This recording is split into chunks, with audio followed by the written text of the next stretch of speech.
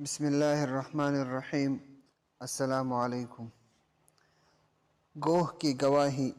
حضرت عمر فاروق رضی اللہ تعالیٰ عنہ فرماتے ہیں کہ ایک مرتبہ ہم حضور نبی کریم صلی اللہ علیہ وسلم کی خدمت میں حاضر تھے کہ ایک اعرابی آیا جس کے پاس گوہ تھی۔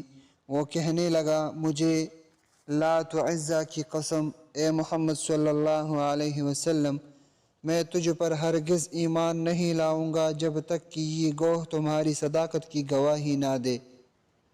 حضور صلی اللہ علیہ وسلم نے فرمایا، اچھا سنو۔ پھر حضور صلی اللہ علیہ وسلم نے گوہ سے مخاطب ہو کر فرمایا، اے گوہ بول۔ گوہ سنتی ہی عربی زبان میں بول اٹھے، لبیک یا رسول العالمین، تمام سعادتیں اور کامیابیاں آپ صلی اللہ علیہ وسلم کے قدموں میں ہیں۔ حضور صلی اللہ علیہ وسلم نے گوہ سے پوچھا، تم کس کی عبادت کرتے ہو؟ گوہ نے فوراً جواب دیا، اس کی عبادت کرتی ہوں جس کا عرش آسمان میں ہے اور زمین میں جس کی حکومت ہے اور سمندر میں جس کا راستہ ہے اور جنت میں جس کی رحمت ہے اور دوزخ میں جس کا عذاب ہے۔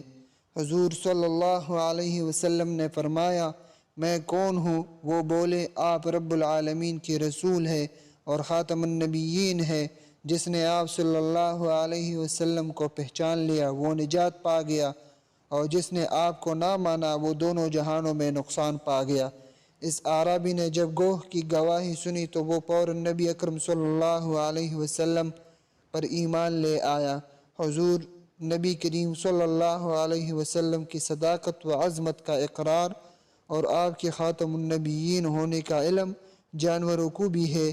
پھر جو شخص حضور صلی اللہ علیہ وسلم کی عظمت اور ختم نبوت میں شک کرے، اس سے بڑھ کر بد نصیب کون ہوگا؟